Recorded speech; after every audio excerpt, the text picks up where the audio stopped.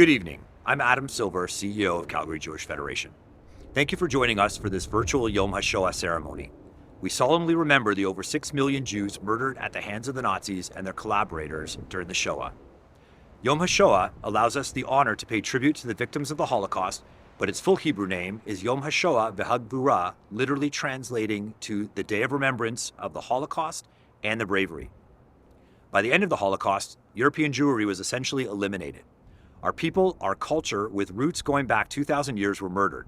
The orphan survivors, albeit emaciated and bewildered, gathered their strength and rebuilt new families and new lives, bravely. It is now our obligation on Yom HaShoah v'Hagvura to honor the bravery and the lives lost. Our program will include a commemorative ceremony filmed here at the Holocaust Memorial Monument, followed by an incredibly powerful and informative presentation from Yad Vashem, the world's Holocaust Memorial Museum, on the power of love during the Holocaust. On behalf of Calgary Jewish Federation, thank you for joining. Zachor et asher asa lecha Amalek, baderech b'tzeitchem mimitzrayim, v'ata ayef v'yagea. In the Torah, we are commanded to remember Amalek, who epitomized evil by cruelly attacking the Jewish people and mercilessly preying upon the most vulnerable. Each year on Yom HaShoah, we fulfill the commandment to remember, to recall the evil that was inflicted upon us, just as we continue striving through love to erase that very cruelty from our world.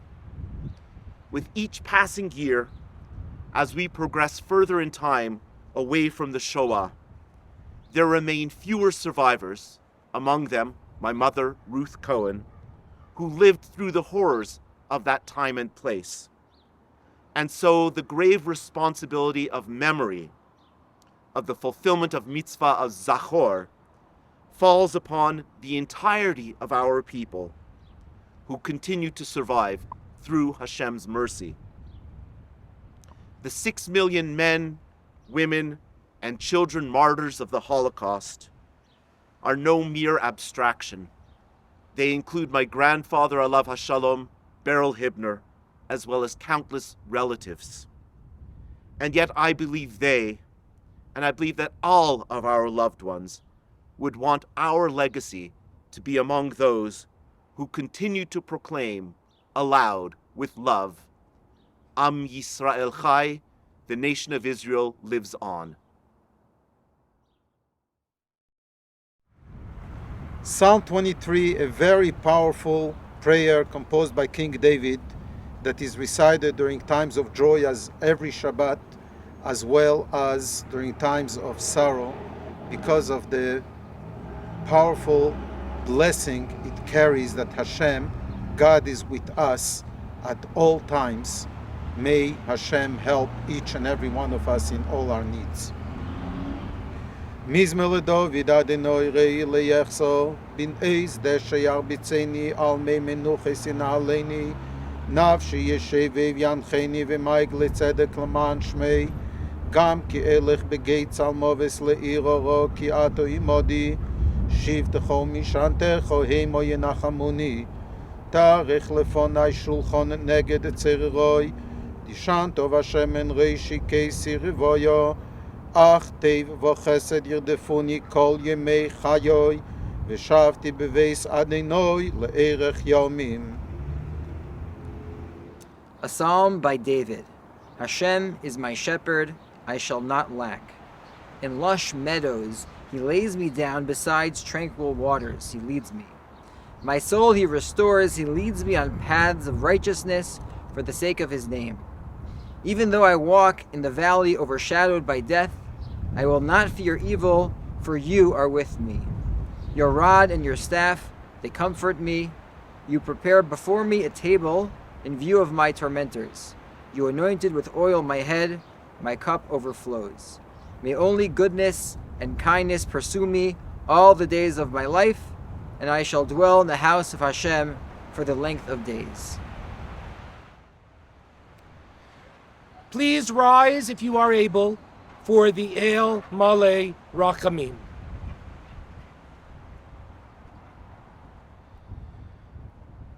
El Malei Rachamim Shochein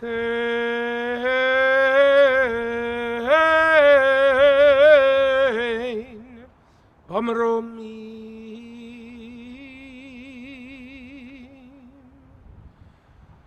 Hametzei Menucha Nechona Tachat Kanefei Hashchina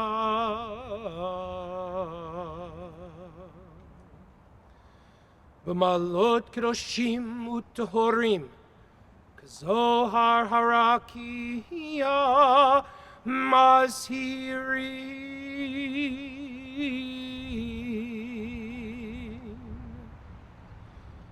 Et Neshamot Kol Ele Shehizkarnu Hayom Livracha Shehalchu Le'olamam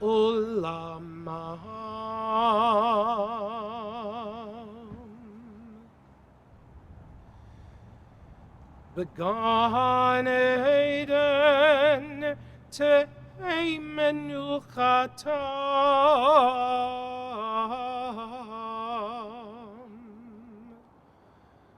Ana Bal Harachamim Yastireim Beserkenafecha Le'olamim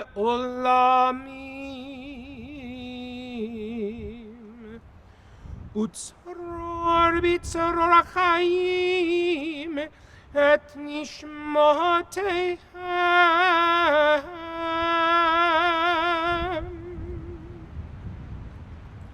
Adonai Hu Nachalatam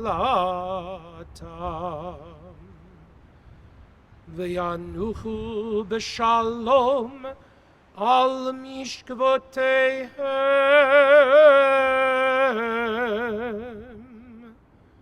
v'nomar Amen.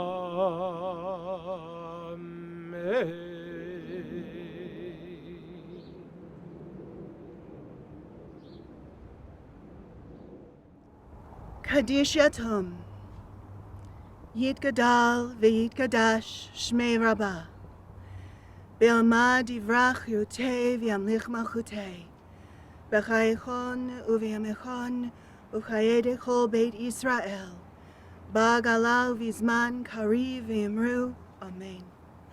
Yehei Shmei Rabbah mevorach le'olam u'l'olmei olmaya Yitbarach v'yishtabach v'yitba'ar v'yitromam v'yitnaseh V'yitadar v'yitaleh v'yitalal Shmei dekudesha brichu Le'ela min kol birchata v'shirata Tush bechata v'nechemata Damiran be'alma v'yimru Amen.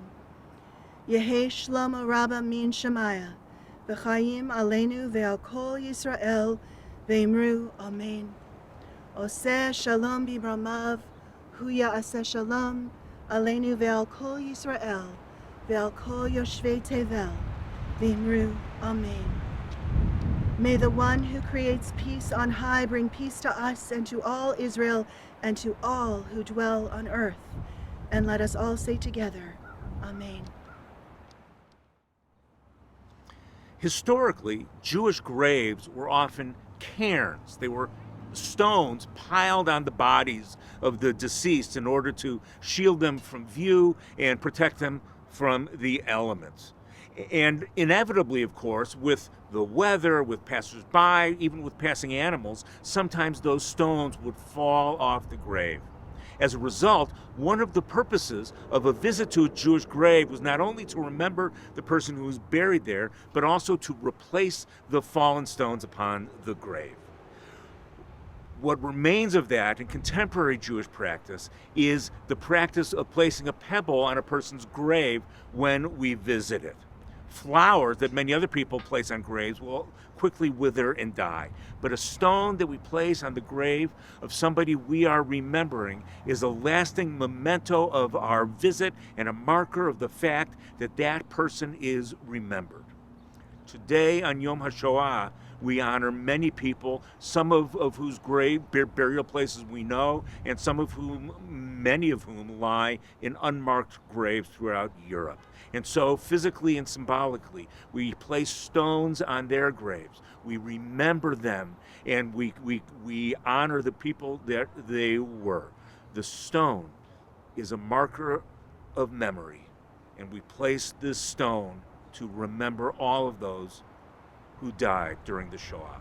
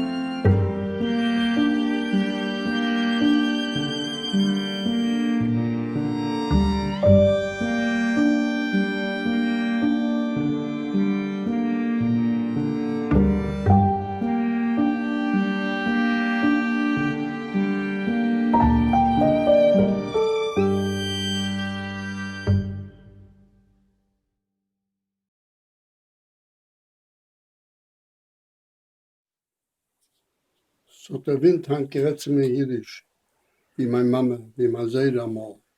Hab gehört, dass ich gar nicht gechidischt. Der Kind hat das Treuer gekollt. Also haben jeden gerät in dem Klois, im Gas, auf dem Markt, bei den Krummen. Also haben Mamas gerät in der Haus, auf Magäfes, Levayes, Pogromen. Also pflegen reden kinderlich Kleine. Es hat mit mir gespielt sich für Häufen. Also hat gejummert mein Schuchen, mein Schreiner. Wenn sie pflegen von Schreifes, von Wiesn und Läufen. Also haben Mamas in Betten gekluckt, wenn sie seinen schwer gegangenes Kind. Also hat eine Jugend das erste Mal Kaddisch gesucht. Also hat der Zar von meinem Volkslied gespielt. Ich kenne es durch Kohl, ich kenne es von Jungen, wenn ich pflege auf den Bauch noch kriechen auf Dreht. Ich kenne es durch Kohl von ewigen Zorn, habe es aufs Neue in Windhand gehört. Wir seien das Asch von Treblinken. Ihr könnt schon kein Tier von uns mehr nicht verschließen. Wir kommen von Weitem auf Fliegel auf Linken. Wir kommen, wir wecken Welt, dein Gewissen. Ich gucke auf die Räuchen von Keimens vergoldet. Ich gucke auf den Stäub von zerrissenen Zitten. Ich sehe das Asch dort von 6 Millionen Teute. O Welt, die Utems mit ihnen.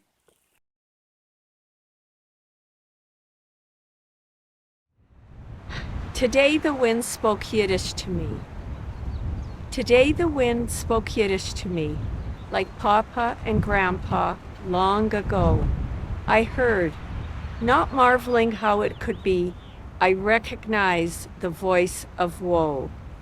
That's how Jews conversed with each other at shul, in stores, on the street.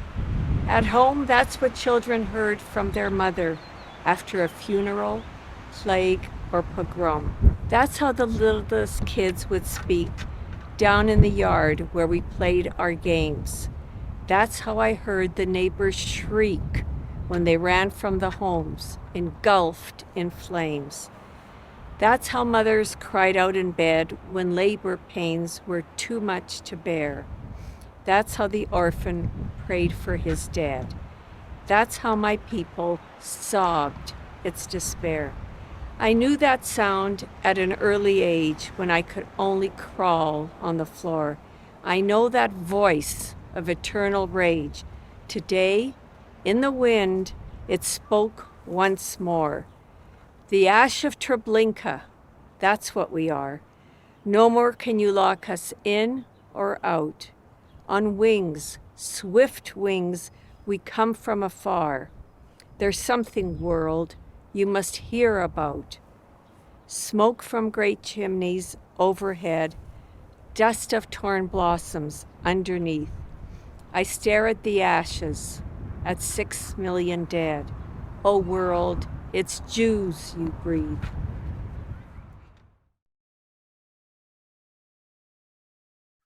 Hi, and welcome. My name is Cheryl Silver Ohayon. I am the program director for Echoes and Reflections at Yad Vashem, the World Holocaust Remembrance Center in Jerusalem. And I am very pleased and very proud to be presenting this session on Yom HaShoah 2022 in honor of and for the Calgary Jewish Federation. The presentation today is about the power of love in the Holocaust. So I will share my screen with you and we will get started. We have found that the best way, and I am in my role at Echoes and Reflections, I teach teachers how to teach the Holocaust. One of the things that we found is that the absolute best way to teach about the Holocaust is to tell stories. And so that is what I will be doing with you today, telling you as many stories as I can about the power of love. So let's get started. The first question is, why are we telling love stories? If we're talking about the Holocaust, then we're talking about death, we're talking about destruction, we're talking about all kinds of other horrendous, horrific, horrible things. So why are we telling love stories? But my contention is that when you take a look at the darkness of the Holocaust and you see how much light the love stories brought, that love can be a form of resistance. Okay, that is my contention. Could people fall in love during the Holocaust when they were constantly threatened, when their lives were constantly on edge, when they were threatened with physical destruction? And we see here, this is from a wedding in Amsterdam in 1942. Sadly, both the bride and the groom were later murdered in Auschwitz. But we know that people did fall in love and people were married and people did actually have children and do all of the things that people in love do during the Holocaust. So here's the question. If they could do this, and they did do this, does this tell us something about the possibility of resistance? Can love be resistance? And as I said, I contend that it absolutely can. This is Rebecca and Joseph Bau, two people who fell in love. They were actually from the Plaszow camp, which is featured in the movie Schindler's List. And the two of them fell in love while they were at Plaszow. If you've seen the movie and you remember the wedding scene, that was actually their wedding, which was a big, big secret when it actually happened at the camp. But of course, at this point, hundreds of millions of people, or at least tens of millions of people, have seen that movie, so it's no secret anymore. And Joseph Bow said, logic would have dictated that in conditions where death lurked in every corner to a fearful and trembling soul, there would be scant opportunity for sentimental feelings. In other words, the whole thing is not logical. It doesn't make any sense that people would have fallen in love in these conditions where death was everywhere. But we will see that they did. So love can be resistance because and I leave that to you. I am not going to fill in the blanks. There are so many answers. So if you think about that for a second, I'm just gonna offer you a couple. Love can be resistance because it gives us courage. Love can be resistance because it makes us feel hopeful. Love can be resistance because it makes you closer to another person and gives you strength. Love can be resistance for so many reasons. And that is why we are discussing the power of love in the Holocaust. If resistance refers to attempts by individuals to maintain their humanity and values in spite of dehumanization and degradation, then love is definitely resistance. And here's a great quote: the power of love combined with hope enables us to achieve almost a miracle. So all of the following stories, and I'm going to get to them right now. I have 5 amazing stories that I'd like to tell you. All of them are acts of resistance. Sometimes they're physical, sometimes they're spiritual, emotional, but they're always love stories and they're always resistance. So let's get started. Our first story is the story of Jerzy Bielecki and Sila Cybulska, who were both prisoners at Auschwitz. Jerzy was actually a Polish man. He was arrested at the age of 19. He was trying to enlist in the Polish army. He was crossing the border, and he was arrested under the suspicion that he was a resistance fighter. He was thrown into Auschwitz with the very first transport of inmates. Auschwitz began in June of 1940, really kind of as an overflow prison for a lot of Poles in the area who were arrested by the Germans for all kinds of reasons. And Jerzy was one of the people on the very first transport from Tarnów in Poland to Auschwitz. And that will actually, and you can see how low his number was. His number, which was tattooed on his arm, was 243. That will give him an advantage, because very often the guards at Auschwitz, if those veteran prisoners, the first ones to come on the transports, if they were able to survive for any amount of time, the guards gave them a little bit more respect. So Jerzy did get some respect. He was able to move around in the camp with fewer restrictions. He did also speak some German, which came in handy later. And Jerzy was working in a factory, basically, where burlap sacks were repaired. And one day he came into this place, this big building, and he spotted a woman with brown hair who seemed to be looking at him curiously. This is what he says in his memoirs. And her name was Zila, and she was a Jewish woman who had been sent to Auschwitz in 1943 from the Lomza ghetto in Poland. She was the only survivor of her entire family, and you can already see the difference between her prisoner number and Jerzy's, because she came almost 3 years after he did.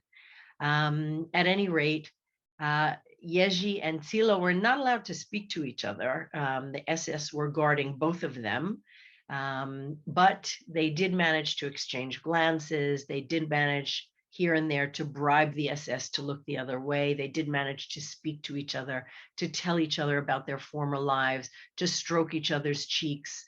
And they became very dear to each other. They became each other's family. They fell in love.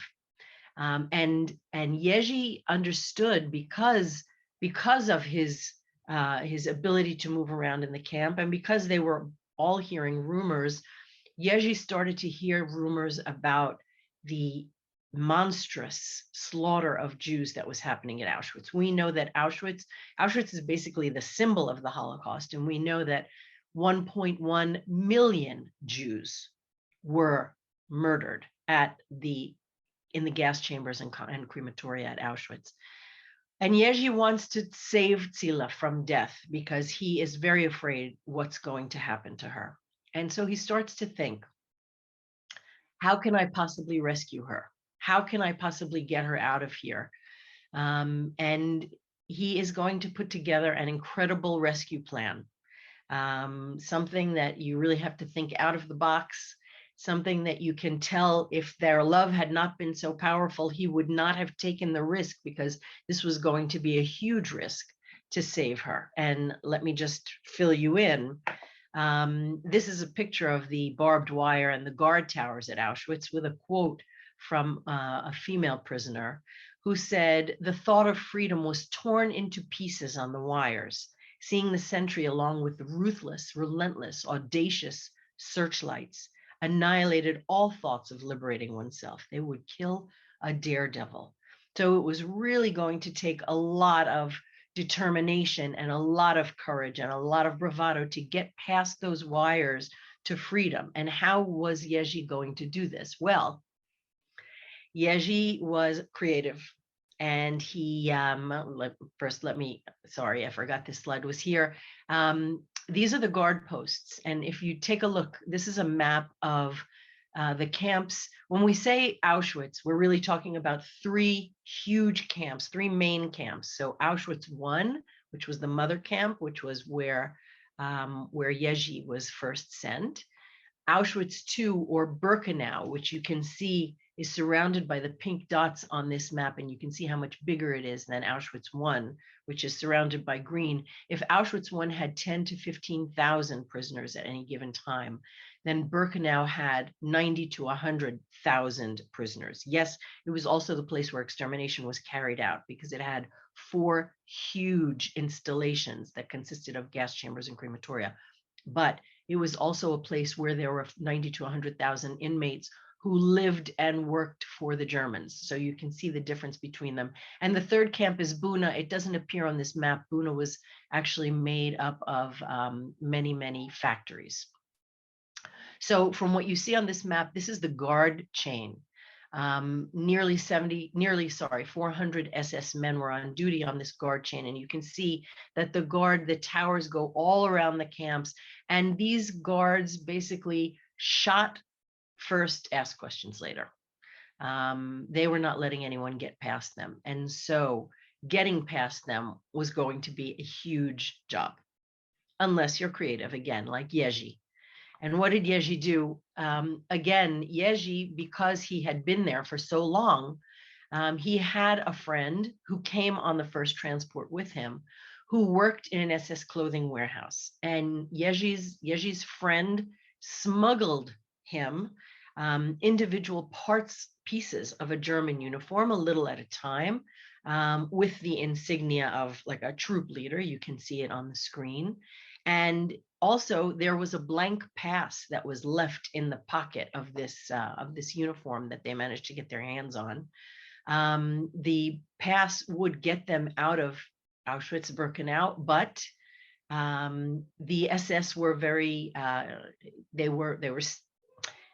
they changed the colors of these passes all the time, so that there was kind of a cycle, and Yeji was going to have to wait until the next time that the green passes were used. He didn't know when that would be. He had to prepare himself. He had to get everything ready so that everything would be ready the next time, the next day, those green passes were used. And so he kind of, as he was talking to Tzila, he told her, "We have to be ready." And Tzila was ready. And on July 21st, 1944, Yeji, who was dressed in that German officer's uniform, showed up at the Stabsgebaut building where Tzila worked, and he called out, "I am here to take prisoner number 29558 for interrogation." And that was Tzila's number. And so because he was dressed as he was, the woman who was in charge of Tzila's work brigade took Tzila and brought her over to Yeji, She didn't know that was Yeji. She thought he was a German officer. And they walk out of that building, and now they have to walk out of the camp.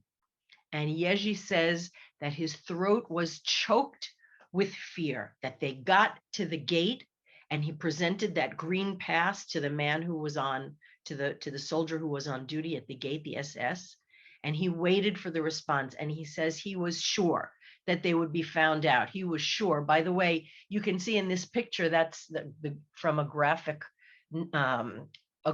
that was made by the Auschwitz Museum. You can see that he smuggled Zila out in basically in her prisoner uniform. She had no disguise because he was ostensibly taking her for interrogation, but he did bring clothing for her so that the minute they were out of the camp, she would be able to change, I believe. At any rate, he was sure that they would be found out. And then the SS said to him, go. Fine. Looked at his pass and said, fine. And Yeji felt warmth on his back as though any minute he was going to be shot right there. But they walked right out of the camp and they started walking, and they realized that they were still in great danger. First, they had to get past that zone of interest around Auschwitz with all the guard towers. They had managed to do that, but they still both had tattoos on their arms. And they could be caught if they were found. They could be caught. So what they did was they walked during nights, and they slept in fields, in haystacks during days. And it was very difficult because they had to cover a lot of ground. And at some point, Zila basically gave up. And that was going to be a problem. But let me just show you first of all, how incredibly lucky they were, because of 928 prisoners who attempted to escape from Auschwitz, only 196 succeeded. And that's a tiny number. It's a tiny number of prisoners who attempted to escape also. And I think what we have to realize here is how difficult it was to escape. That just kind of put everybody off. People who had thoughts of escape knew that they would probably die. And they would definitely die if they were caught.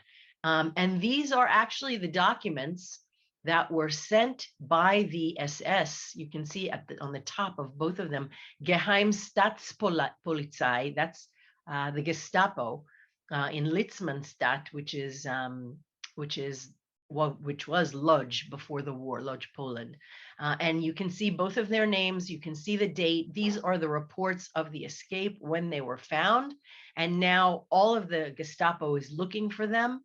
It was noticed very quickly that they had escaped. You can see on the upper left-hand corner, the date is 22nd of July, 1944, and they escaped on the 21st. So from the moment they escaped, the whole country is looking for them, all of the Gestapo, all of the SS, and Zila and Yeji are walking during the night and sleeping during the day.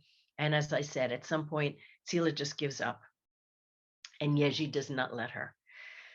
He said to her, we fled together and we will walk on together. And at some points, he picked her up and he carried her, if that was necessary, on his back, on his shoulders. And eventually they did make it. They made it to a farm. Yeji kind of put Zila there to be cared for by Polish people that he knew. And he went to join the resistance. He went to fight against the Germans. And this lasted for a few months. She was there. In January 1945, we know Auschwitz was liberated, and the section of Poland where Zila was also liberated. And Zila, unfortunately, was then told that, well, let's put it this way.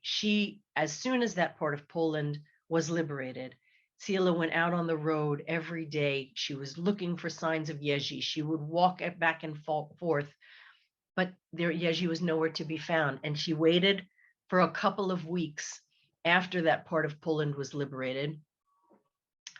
And where Yeji was liberated in 1945, also in January. And he treks back in the snow to the place where Zila had been hidden. But he arrived 4 days too late, because she had been told that Yeji had been killed fighting against the Germans. And so she picked up her things and she went through Sweden. Via Sweden, she wound up in the United States, actually in Brooklyn, New York, which is where I'm from originally. And Yeji was then told that Zila had left or that Zila was killed. At any rate, Zila got remarried. She changed her name. She was in the States. He had no idea where to look for her.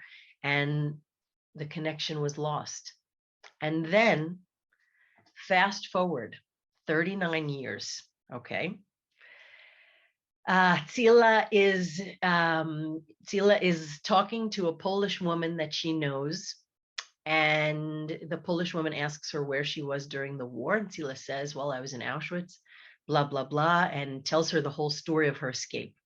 And she says, but the man that I was in love with was killed, and that was the last time I ever saw him. And the Polish woman says to her, are you sure? Because I think I saw a documentary about this, and it's exactly the same story. And this man was very much alive, and he was talking to the camera. And that was when Zila said, I better investigate this. And she does. And she finds out that Yeji is still alive in Poland, and she gets in touch with him, and she goes to see him because, oops, wrong way, because she was still in love. And this is in June 1983. The two of them were reunited. And I love this story because Yeji showed up at the airport to meet Zila with 39 red roses, one for every year that they were apart.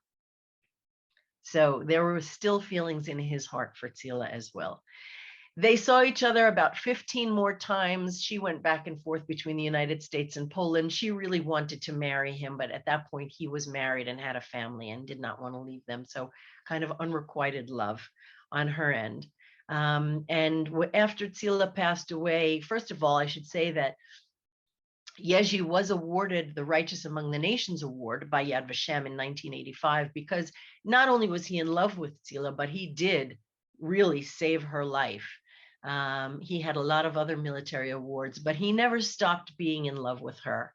And you can see from this quote, he says, I was very much in love with Zila, very much. Sometimes I cried after the war that she was not with me. I dreamed of her at night and woke up crying. Zila passed away in 2005. Yeji passed away at the age of 90 in 2011. And this is a love story, clearly, that shows the power of love, because we know that Yeji saved Zila, and that's very powerful stuff. So she would not have lived without his intervention. And that's our first love story.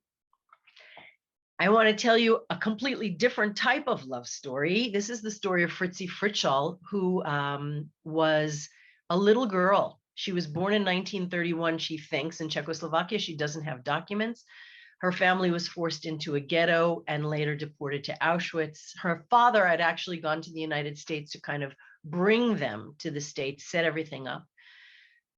So he was there during the war, but she and her mother and her two brothers were deported to Auschwitz, and her brothers were killed immediately.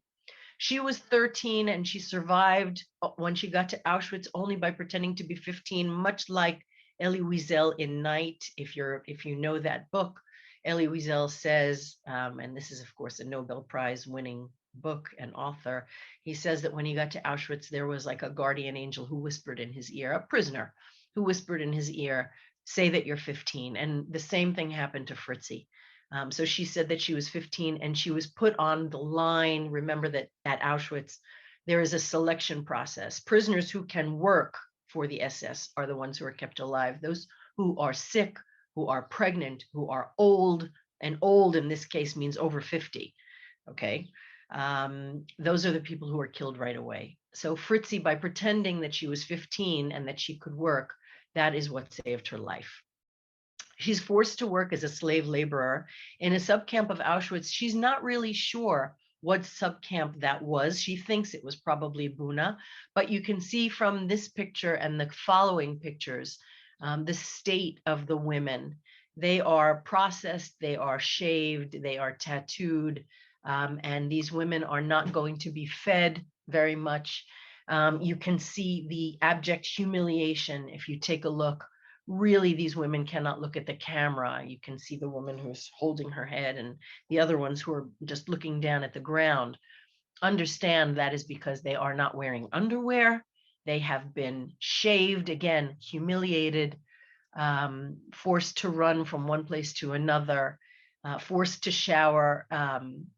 Everything has been taken away from them, including their names, because the minute that you're tattooed, you cease to be a human being. You become just a number. And Fritzi finds herself with these women. In an interview that she did for the USC Shoah Foundation, one of our partners in Echoes and Reflections, the interviewer asks her, "Do you remember the food that you got at Auschwitz?" And Fritzi says, "What food? We would have eaten the bark of the trees. That's how hungry we were." And this is just a picture of women doing physical manual labor at the Ravensbrück concentration camp. You can imagine on very, very little food how difficult it was to do labor like this. In the factory where Fritzi worked, and she thinks that she was putting together, creating airplane parts for the German army, but nobody ever told them. The work was very difficult. There were 600 women working there. They got very little food, very little rest. The hunger was unreal. They lived in barracks. It was cold. This is a men's barrack, but it kind of gives you the understanding of what this looked like. And they were forced to walk miles from the barracks to the factory in all kinds of weather. The only thing they had on their feet were these wooden clogs, which chafed against their feet. And if they chafed enough and they caused blisters, you could die from a blister, because if that blister gets infected, there is nothing to cure you. So as strange as it sounds, you could die because your shoes didn't fit you. Fritzi says in her interview, "We were skinny, dirty, uniformed, and we had no hair." In that same interview, when she was asked how many days a week she worked in the factory, she said 8. And the interviewer said to her, or it might have been in a different interview, the interviewer said to her, "But there aren't 8 days in a week." And Fritzi said, "We worked so hard and for so long and for so many hours that it felt like 8 days." So you understand what we're talking about here, a very difficult life in very difficult conditions. And the question is, how will this little 13-year-old girl, who has no parents anymore, who has no family anymore, how will she manage to survive in conditions like this? So I want to jump out of the PowerPoint for a second and play a testimony for you. And this is Fritzi in her testimony to the USC Shoah Foundation. And listen to what she says. There were 600 of us working in this factory, and I was the youngest there. So there, in that factory, because I was the youngest, I had 599 mothers. It was like, are we going to survive? If we survive, who's going to tell the story? Who's going to believe us? Who's going to carry on? And so it was always, someone needs to live to let the world know what happened in this craziness and these dark days in this murder factory. And so I was the youngest, and so 599 women allowed me extra rest whenever they could, because it was very hard to do so, and allowed me a little bit more food. And when I say a little bit more food, if you hold on to your hand and you make a fist, each one gave a crumb of their starving food to me. But in turn, I had to make a promise that if I survived, I would carry the message of all of them and for all that I saw and lived with. And so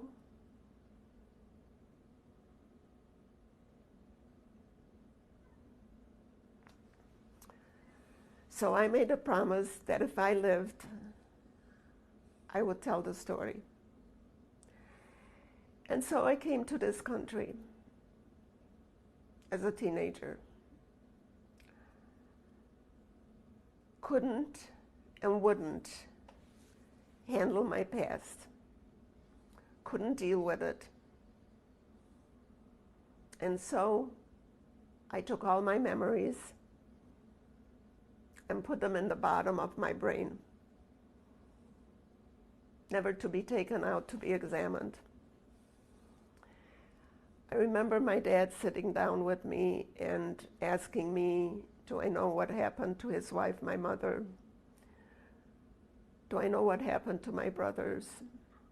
Do I know what happened to the family? And I looked at him and I said, we're going to talk about this once, but we're never going to talk about this again.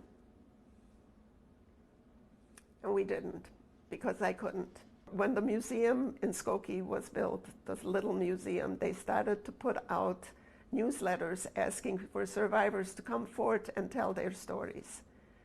I was part of that community, but they never knew my story because I never told it. And this is when my story was recorded, and this is where I became the survivor. I remember I was being interviewed in Erna's home, and I had a friend with me, and it was not a great interview, but it was an interview. And I walked out to the car with my friend, and I sat down in the car, and this is where the floodgates opened. This is where I became hysterical. This is where I became the survivor. And this is where I realized I need to do what I need to do because I made a promise, and this is why I'm sitting here today. I think you could see how difficult it was for Fritzi to tell that whole story. And Fritzi did later actually become the president of the U.S., of the Holocaust Museum in Skokie, Illinois. So she did manage to tell those memories and get that out. And I'm glad that she did. And I'm also glad that she was able to keep that promise to her 599 mothers. So that's a completely different kind of love, but also a very powerful love because it is what kept her alive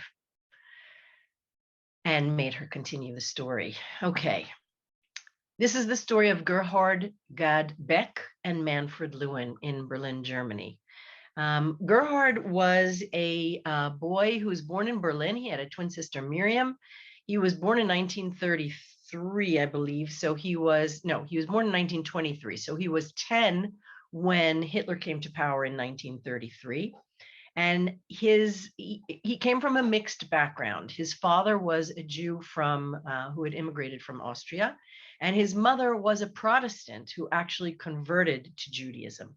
So under the Nazi rules, and if you remember, the Nuremberg laws set out who was a Jew. The Nazis defined a Jew as anyone who had one or two Jewish grandparents. And Mischlinge were this category where basically, I mean, if you read Harry Potter, it's kind of a mudblood. It was a mixed heritage of Jewish, non-Jewish. And so Gerhard was considered to be a Jew, but also a Mischlinge. And there were different rules that applied to him. So for instance, he was not among the Jews who were the first ones who were deported from Germany. Well, as Hitler comes to power in 1933, things start to get more difficult. And you see this beautiful face, right? This smiling, beautiful face. He was the subject of a lot of anti-Semitic taunts. His classmates didn't want to sit next to him. While he was still able to go to a German school, they would say, somebody sit next to Gerhard instead of me. He has smelly Jewish feet, things like that. But it got much worse than that. He was harassed by Hitler Jugend and, all kinds of things that Jews during that period in Germany and Jewish children during that period in Germany were subjected to. And just, to refresh your recollection about all of the things that were happening to the Jews in that period. So you see Jewish stores that were marked, and you can see the laws against Jews that didn't even let them sit on park benches, and laws against relationships between Jews and non-Jews. And Ultimately, Jews had to go to school. They could not go to German schools. And you remember the book burnings in 1933, where the Jews were accused of polluting German civilization and culture, and Jewish books were thrown into the flames. And the Nuremberg laws that we were talking about, which if you take a look right in that middle column, or the one to the left of it, you can see what happens, where the Jews are the black circles and the non-Jews are the white circles. But under the German laws, if you had any Jewish blood, you were still considered to be a Jew. This is anti-Jewish propaganda. The Jew as the miser, the Jew only caring about money. It says der ewige Jude, the eternal Jew. The Jew is the Bolshevik, the communist. Okay, you can see the hammer and the sickle. The Jew who's always begging. And this is 1938, when Jewish passports, documents were stamped with that J.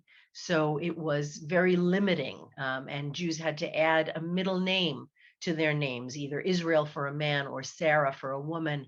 This is Kristallnacht, the Kristallnacht pogrom of 1938, November 9th, where 30,000 Jews were arrested across Germany.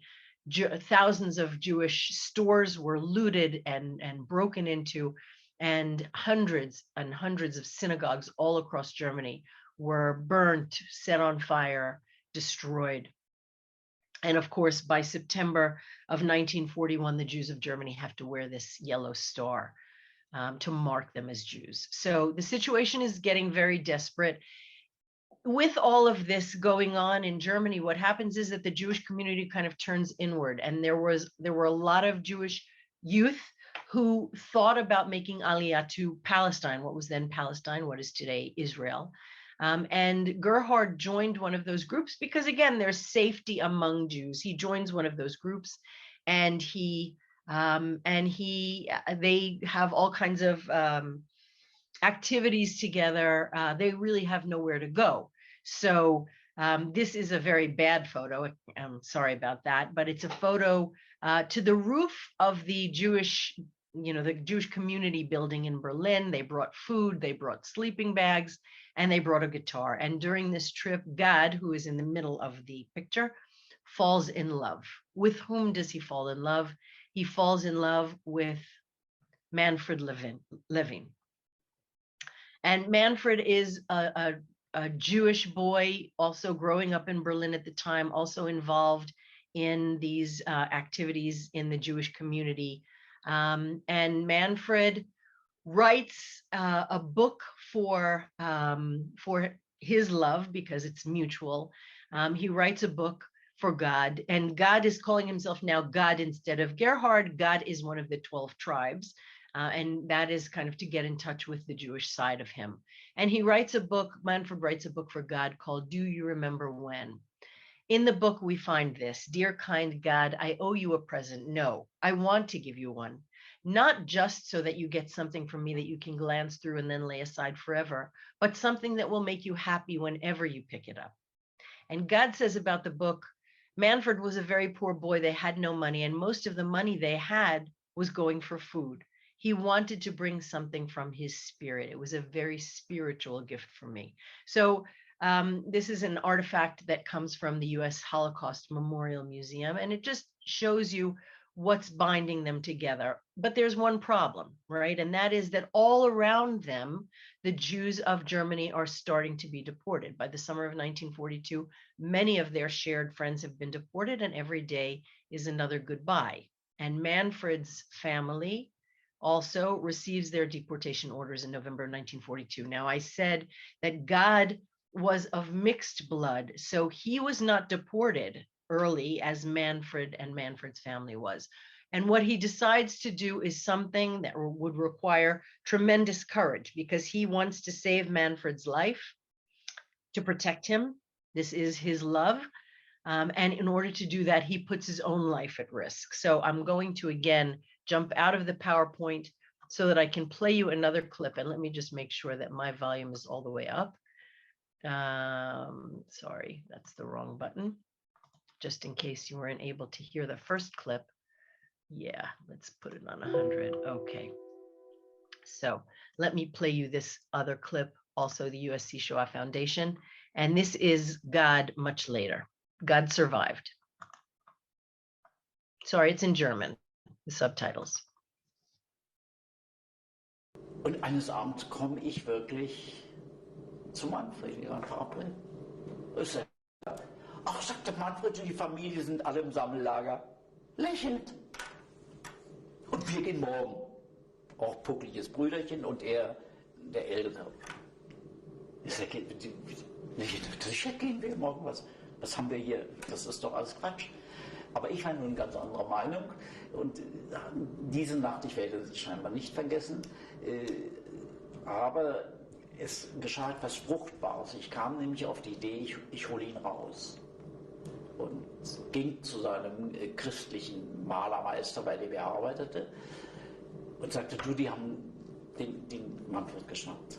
Ja, das geht nicht, sagt er. Mensch, der hat doch alle Schlüssel von die Wohnung, weißt du, und die Farben und der Pinsel, überall steht was rum. Ich weiß doch ja nicht wie. Das ist Sabotage. So sagt er zu mir. Hast du Mut, Kleiner? Ja. Mein Sohn hat doch eine Hitlerjugenduniform. Der ist deine Größe, sagt er. Gebe ich dir. Gehst und holst ihn raus. Also der Sohn war fast 2 Meter groß. So sah die Uniform aus. Es hing mir alles so. Und unten, also wir haben das mit Stecken, mit Sicherheitsnadeln. Alleine mich hätte man verhaften müssen, wenn man mich so sah in Hitlerjugenduniform. Und ich gehe in meine große Hamburger Straße, in meine Schule. Möchte Obersturmbannführer sprechen. Da kommt raus ein Bild schöner germanischer Mann. Auch die Nazis fanden schön, Kinder. Es gab auch sowas. Schöne Nazis. Ich sage, Sie haben den Israel Manfred Levin hier. Ja. Levin! Und der macht Sabotage. Und der hat die Schlüssel. Und das und das. Also, der muss kommen und aufschließen, die Sache. Und Manfred kommt. In meiner Schule. Und er sagt noch zu mir, na, Sie bringen mir doch den Juden zurück. Sag ich, was soll ich mit dem Juden? Geh mit ihm raus. Stehe vor der Schule. Geh mit ihm 30 Meter, wenn es viel ist. Da ist ein Gully, der ist heute noch da. Also ich weiß genau, wo die Stelle war. Gib ihm 20 Mark. Da fährst sofort jetzt zum Onkel. Er nimmt die 20 Mark. Und an der Stelle bleibt er stehen, sagt, nein Gott, ich kann nicht mit dir gehen. Das ist keine Freiheit. Wenn meine ganze Familie, alle alte, kranke Tanten, krüppeliger Bruder, Asthmatiker, wenn ich da nicht bei bin. Es geht nicht. Und er dreht sich um und geht zurück. Let me explain, because I know that the German was going fast. Hang on, let's get back into the PowerPoint. It did require tremendous courage, what God did. He put on a Hitler Jugend uniform that was not only too big on him, but he would have been, if he had been caught wearing it, he could have been executed just for that. But basically, he was a Jew pretending to be a German. And the Hitler Jugend was a very anti-Semitic organization. And he went basically to get Manfred out. And Manfred just turned around. He says, no smile, no sadness. He had made his decision. We didn't even say goodbye. He turned around and went back in. In those seconds, watching him go, I grew up. So God goes to save Manfred. Manfred says to God, I love you, but I need to stay with my family. If my family isn't going, then I'm not going either. That was the whole story. And that was the last time that God saw Manfred. Manfred's family, God's family to Manfred's family for sure was wiped out completely. And even of God's family, only 2 survived in the picture that you see. This is the Stolperstein from Manfred Levin. You can see he was 20 when he was killed in Auschwitz. And Stolperstein is a stumbling stone in English. That's what it means. And these are stones that are kind of planted in the ground at the last address where people lived. They're all over Europe now. It started in Germany as the work of one man, and now they are all over Europe to kind of remind you. They're called stumbling stones because you stumble over them when you look down it's history, and you can see it's a monument to specific people who were murdered. God always remembered his love for Manfred as his first big love, a dramatic love. And he was willing to sacrifice, to put his life at risk if he had to save Manfred, but unfortunately that did not work. So this is one of my favorite stories, the story of Ovadia Baruch and Eliza Tzarfati. It's also a story of Auschwitz. This is Ovadia. Ovadia was from Salonika in Greece, and these are pictures of him post-war, because we don't have any pictures of him from pre-war. You can see him in the prisoner's uniform in the picture on the left, and he is in the middle in the picture on the right. Ovadia was a very charismatic man. I met him when he was in his 80s already. Amazing storyteller, wonderful human being, and told his story to generations of Israeli children, because he did live in Israel. Ovadia was picked up, as the Jews of Salonika were, and taken to Auschwitz-Birkenau, where he was made to work, and the labor was very hard. And I'll just say a word about the Greek Jews at Auschwitz. Greek Jews at Auschwitz had a very difficult time surviving. Why? Because they did not speak Yiddish. Now, Jews who come from Eastern Europe who could speak Yiddish, because really most of the Jews who came from Eastern Europe were able to speak Yiddish, had an inkling of what the Germans were commanding them to do, because Yiddish and German are they're very close languages. Yiddish incorporates a lot of German within it. So at least they understood the commands, they understood what to do. Greek Jews did not speak Yiddish. They are Sephardic Jews. They spoke a language called Ladino, which is a mixture of Spanish and Hebrew. Didn't know any Yiddish, didn't know any German, and so they were always the last to respond to commands. They were always the last to arrive and the last to get up, and for this they were always being whipped, and they were always being abused.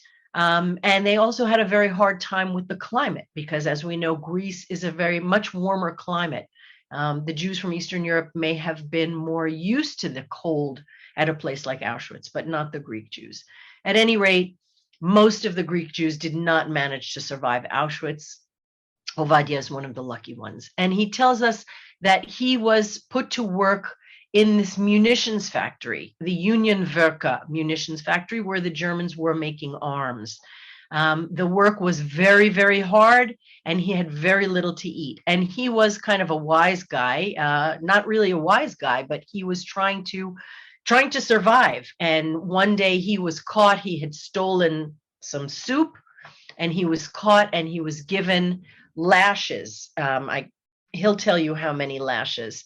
And forced to get up, sit down, exercise, and he was about to kind of just give up from exhaustion. So let's hear Ovadia tell you the story. אני פה ברחבה הזאת, אחרי שקיבלתי 60 מלכות בטוסיק, הביאו אותי במקום הזה, ואמרו לי, פה אתה תעשה התעמלות, לשכב ולקום. אז אני שוכב, לא מספיק לשכב, כבר אומר לקום. לא מספיק לשכב, אומר לקום. נשארתי באפיסת כוחות, אמרתי, עובדיה, תישאר, שיהרגו אותך. קיבלתי ביתה מהגרמני באשכים, ואני התחלתי לצרוח, אוי מדרה, אוי מדרה, איזה צעקות, איזה כאבים היו לי. ואני צורח ועוברת עליזה, עליזה עוברת. אני לא ראיתי את עליזה, אני ראיתי את הקאפו. היא עוברת, ראיתי שהקאפו נעצרה איזה חצי דקה, והלכו, לא ראיתי את עליזה. אבל עליזה שמעה מדרה, היא יודעת שזו מילה בספניולית, בספרדית. שאלה לקאפו, את יודעת מה? זה הבחור שקיבל את המכות, זה צריך להיות מיוון. אולי תפגיש אותנו. והקאפו אומר, תשמעי, אם אני אפגיש אתכם, אתם מסכנים את החיים, יכולים להוציא אתכם להורג. עליזה אמרה, אני רוצה להיפגש איתו על מה שיהיה.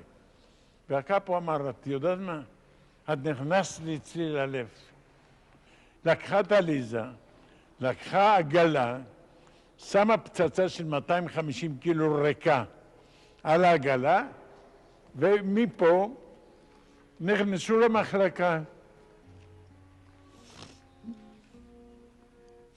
נכנסו למחלקה, והקאפו אומר לו, הנה זה הבחור שקיבל מכות. ועליזה באה ואומרת לי, אתה מיוון? כן, אני מיוון. גם אני מיוון. מאיפה מיוון? גם אני מסלוניקי. אבל היא הייתה כל כך יפה. אני השתגעתי. כבר לא כאב לי הטוסיק, כבר לא כאב שום דבר, רק רציתי לראות עליזה. And this is what keeps him going. You can see how choked up he gets when he talks about her. He saw this girl, Aliza Tsarfati, also from Saloniki, Salonika.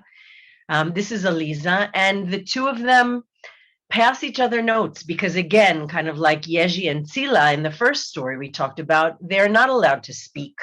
So when they could, they passed each other notes. And in one of those notes, Ovadia says to Aliza, if we survive this hell, I want to marry you. Okay? The end of the war comes, and you know the end of the war in Auschwitz, the prisoners were taken on a death march.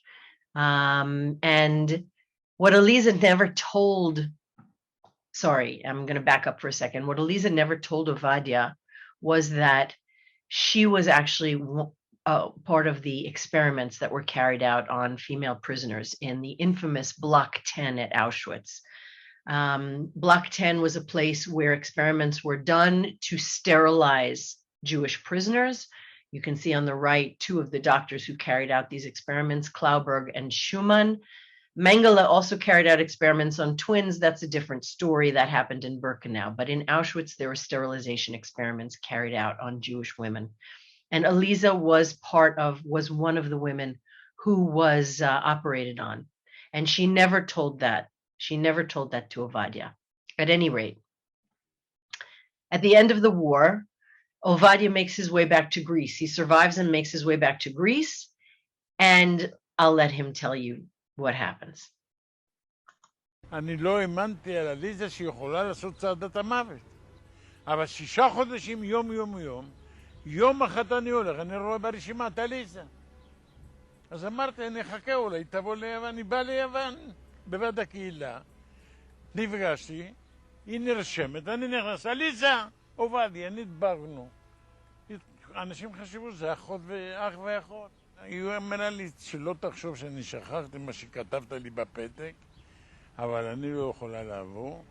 אתה איבדת את המשפחה הגדולה, אני תמורה לא יכול לתת לך. אמרתי, אני לא רוצה ילדים. אני רוצה להתחתן איתך, לא רוצה ילדים. אז היא אמרה לי, אם תחתום בכתובה שאתה מבטל על ילדים, אני מתחתן איתך. אמרתי לה, חתימה את רוצה? 17 חתימות אני אחתום. התחתנתי עם עליזה.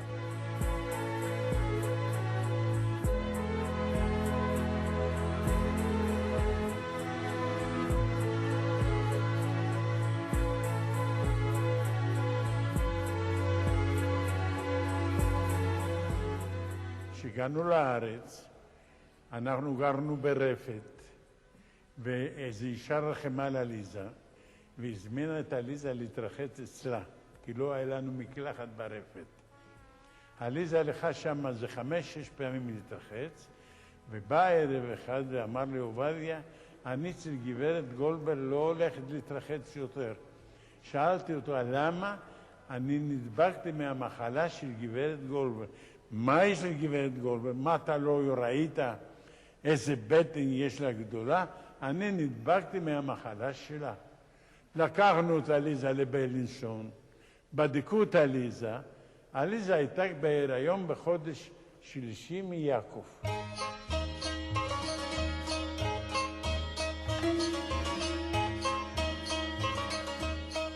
אני יוצא החוצה ואני נוסע באוטובוס, אני בא לרמתיים, מרמתיים למגדיל זה בערך איזה 0.5 קילומטר, ואני כל הדרך צועק, יש לי ילד, יש! אנשים חשבו שאני פסיכי.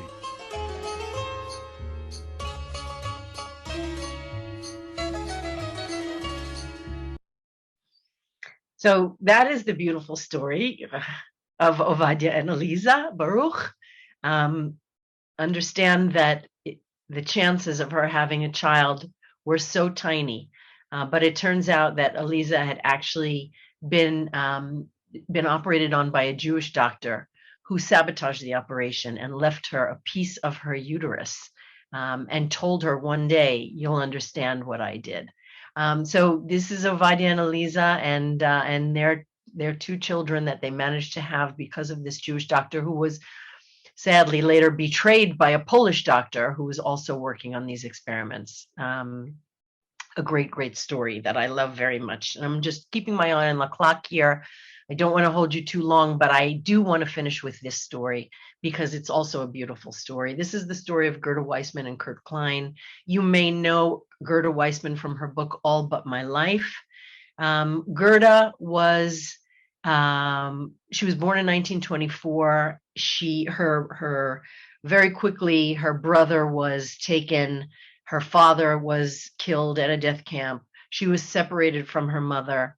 And ultimately, she was taken to work in a lot of different ghettos and concentration and work camps. She went from one to another. Many times the work was so difficult that she came very close to dying of exhaustion. And she was passed from camp to camp, 6 camps. And at the end, and Ovadia talked about this also, when the Russians were coming towards Germany from the east, and the other allied armies were coming from the west, the Americans, the British, the Canadians, from the west, the Germans took prisoners in these camps on these death marches. And the death marches were meant to bring them into the interior of Germany so that they wouldn't be found by the Allied armies when the Allied armies got to these camps. It was meant to be a deception, basically, and also to continue to work these prisoners to death. The problem is that some of these death marches were absolutely horrific. The death march that Gerda was taken on it started with 4,000 women. 4,000 women, not 2,000 that it says on the screen. And they died slowly but surely. 350 miles they walked and walked and walked in the snow, in the horrible weather. This is January 1945. They walked through towns in Germany. They ended up in Volari, Czechoslovakia. And the Germans basically just left them to die. This is the abandoned factory where the Germans just left these women. 140 were left there. That was all that was left from the thousands that started out. 20 more died in that factory. The day that the Americans arrived, 2 more died, so that there were only 118 alive when the American army managed to reach the factory. And just to give you an idea of what it looked like. And you saw women on the floor, on wooden pallets. When I say women, you saw skeletons. Rags hanging on them, no shoes, bones instead of faces. And the stench was so horrible. It's hard to describe. That gives you just a taste of what was happening in that factory. That's from one of the Echoes and Reflections video toolboxes called Liberators and Survivors, the First Moments. So this is a picture of what was happening in Volari with all of the coffins and all of the people that needed to be buried. May 7th, 1944 was the day that Gerda was liberated. It was the day right before her 21st birthday. Her hair was white and matted. She had not bathed in 3 years. And she weighed 68 pounds, so that the nurses, when they took her to the hospital the next day, the nurses could actually put their fingers around her thigh. That's how she was, just skin and bones. And her friends were dying all around her. And I will let Gerda tell you the story of her liberation. And it is an incredible story also. So. My very clear view of freedom and liberation came that morning when I stood in this doorway of that abandoned factory. Sorry. And I saw a car coming down the hill. And the reality of that came when I saw the white star on its hood and not the swastika. And there were two men in that car. One jumped out. I saw some skeletal figures trying to get some water from a hand pump, but over on the other side, leaning next to against the wall next to the entrance of the building, I saw a girl standing, and I decided to go walk up to her. Of that awe of disbelief in daylight, to really see someone who fought for our freedom, for my ideals. And he looked like God to me. And I asked her in German and in English whether she spoke either language, and she answered me in German. And I knew what I had to say. And I said to him, we are Jewish, you know, for a very long time. At least to me it seemed very long. But he didn't answer me. And then his own voice betrayed his emotion. He was wearing dark glasses. I couldn't see his eyes. He said, so am I. I asked about her companions. He said, may I see the other ladies? A form of address we hadn't heard for 6 years. I told him most of the girls were inside. They were too ill to walk. And he said to me, won't you come with me? I didn't know what he meant. So he held the door open for me and let me precede him. And that was the moment of restoration, of humanity, of humaneness, of dignity, of freedom. We went inside the factory.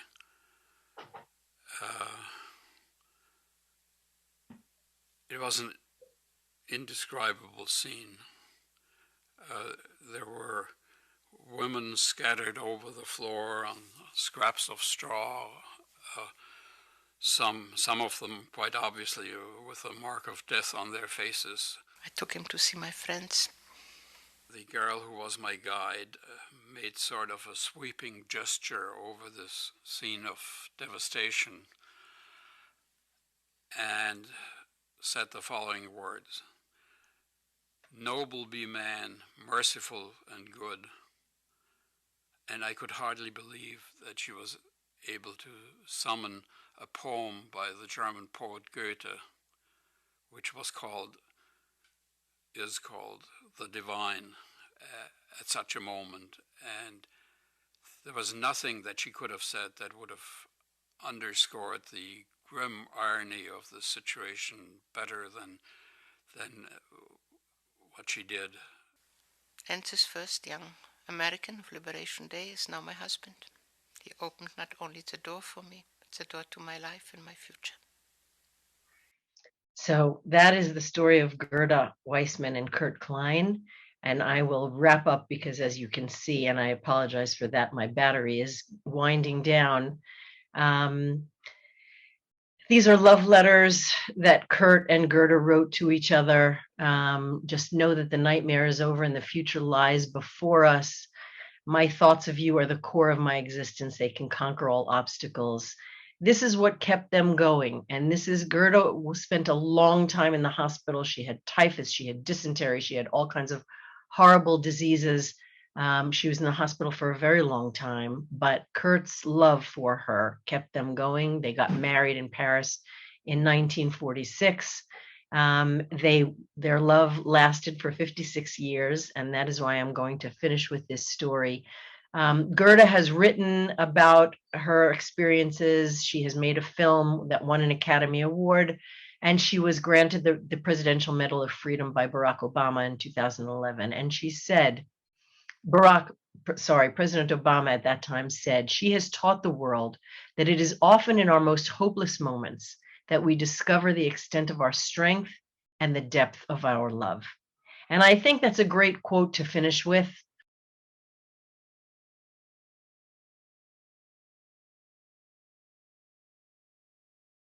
I'll end with this photo because the power of love in the Holocaust enabled people to live, enabled people to hold on, enabled people to rise above the dehumanization and the degradation that they felt. And it was resistance. And so I will leave you with that. I hope your Yom HaShoah is meaningful, and my thanks to the Calgary Jewish Federation for allowing me to speak, for having me. And thank you all for listening. Just a couple more slides. Optimism, hope, and courage. And they remind us how love and friendship help us overcome obstacles. And love is a support and defense against the harsh realities of life. So, as we said, love can be resistance. Thank you very much.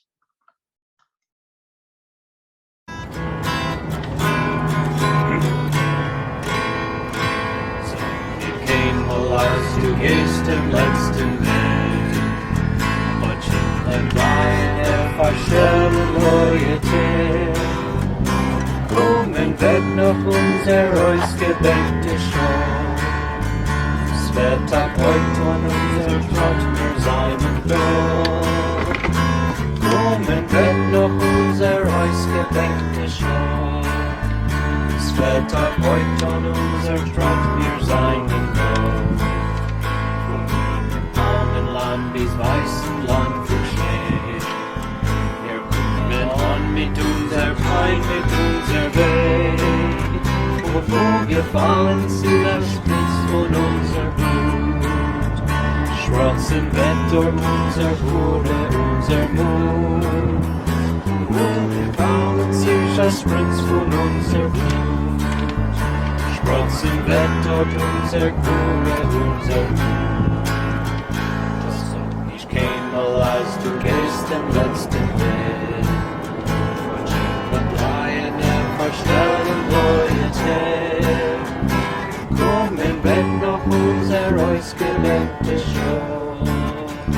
Es wird auch heute an unser Trott wir seinen